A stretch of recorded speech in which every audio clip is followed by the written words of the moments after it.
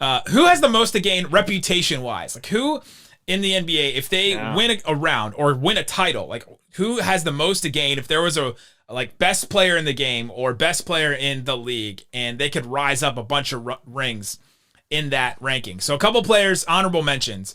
Okay. Rudy Gobert, I think he has a lot to show if he can dominate in a series. If he doesn't get played off a series, he's got. So let's think about it. So he's got probably the Warriors, even if it's Memphis. Either way, like go to Rudy Gobert. Probably there's no big for him to match up with. If you go to the second round, you've got the Clippers probably. So probably wouldn't be until you got to the conference finals where you're either up against a Jokic or an Anthony Davis that really he has a lot to prove. So I could see it. I could see as an honorable mention for him. But does he matter against the Clippers? That's kind of going to be my question. Does he make a big difference in that series? Joel Embiid, I also think if he wins a title, that's pretty big for his career. He could definitely turn some heads in that scenario. Ben Simmons, I think, on the Sixers as well. That's a guy where you can say, all right, well, this is a guy that stepped up and took the next step into that, I don't know, top 25 players in the NBA instead of just like a really good defensive guy and then a cool, like, fun sidekick that passes and doesn't shoot. Russell Westbrook, I feel like, has already kind of moved his reputation up a little bit, but see, this is why it's hard to do the like who has the most to gain, because it's clearly Westbrook would be number one. It's just we don't believe he's actually going to win any series. He might not win a game, but if he won a championship, are you kidding? Like he would vault up so many tiers from everybody's perception. Well, if we're gonna go most to gain, do we go like Luke Cornett or like who's the worst player in the gain a lot? Luke Cornett, man, in those Celtics like white uniforms, he just looked like a super young Kevin McHale, just like walking around. Devin Booker, I think, also has a lot to gain. If he has a good run, they beat the Lakers, and then all of a sudden he's like, oh, he's not just a injury replacement all-star. He's like a. And you know what? They have some tough guards, man. I mean, it's tough for him because this is his first foray into the playoffs, and the spotlight will be on him. And boy, he doesn't get to ease into his playoff career. No, the Caruso is going to shut that down, I think. Caruso. Kristaps Porzingis, I think, has a lot to gain too. His reputation is way down right now, both health-wise, play-wise, and so coming in, people forget last season he had a 38-point game against the Clippers. Luka went out with an injury in the fourth quarter of Game 3, and Porzingis put up 12 points in the fourth quarter. The Mavericks lost that game, but still, I think he has a lot he can prove in this. Trey Young is another guy I think that can prove a lot. Man, he's got a lot. Yeah, Trey Young has a lot. A win against the Knicks, which I'm picking it, so it's certainly likely it's on the table.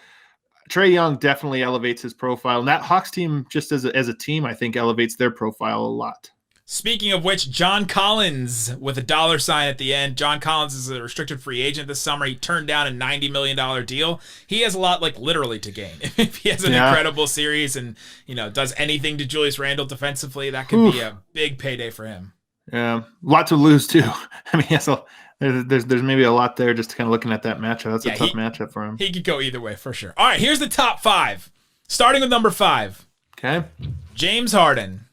And I put James Harden at 5 and not 1 because, like, how much more can he gain? But also, would a title really move him that much in a direction, right? Like, if you look at him, between him and, I don't know, a guy like Barkley or somebody, does a title really separate him that much if you thought those players were close before? Especially this title with this team.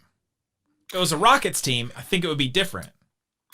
It is interesting. The thing that we forget when we say all of this is that once you get into the games, like how they happen matters. So, I mean, could he be carried to a championship or could he lead the team to a championship? Both are possible. I mean, he's that good of a player. He could be the most valuable of the big three. So I'm with you. Number 5 feels okay.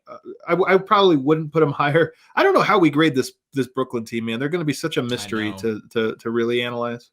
We've talked about them a lot because of Locked On Mavs. We're like, well, if the 2011 title meant the most of any title in recent memory, right? Then of course, clearly it does. Clearly. I mean, clearly. But does this Brooklyn one mean less, right? Like, you know what I mean? Does it, if we put them and rank them on the hierarchy here?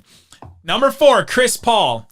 I think he could be higher on this, but there's a couple ahead of him, I think. But if he wins a title, I mean, man, that just vaults him into a next Forget a title. I'm dead serious about this. If they knock out the Lakers, you mentioned Devin Booker earlier. Devin Booker, Chris Paul, all those guys, their profile raises a lot. Like, whoever can take out the Lakers gets a huge sort of like, gets a crown.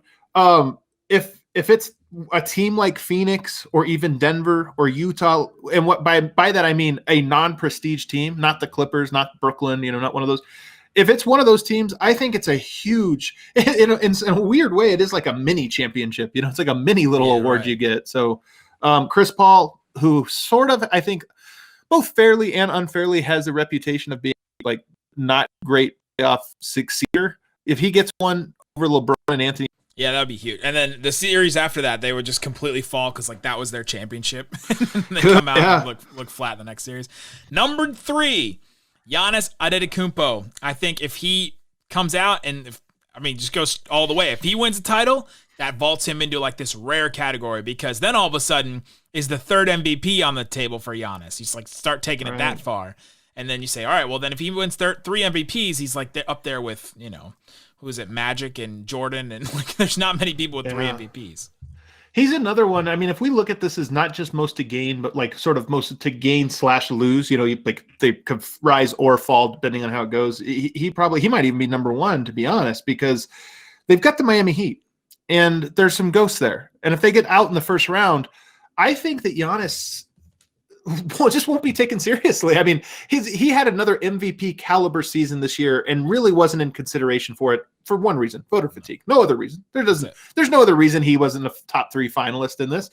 And if you lose to Miami, or if you lose in the first round, I think you can kiss all of that stuff good. But he could average 50, 10, and 10 next year, and people will be like, yeah, but conversely, if you do go and win this, I do think it even recontextualizes the previous playoff failures as hey, they've solidified their team just a little bit more, and that got him over the hump. So he might even be number 1 to me.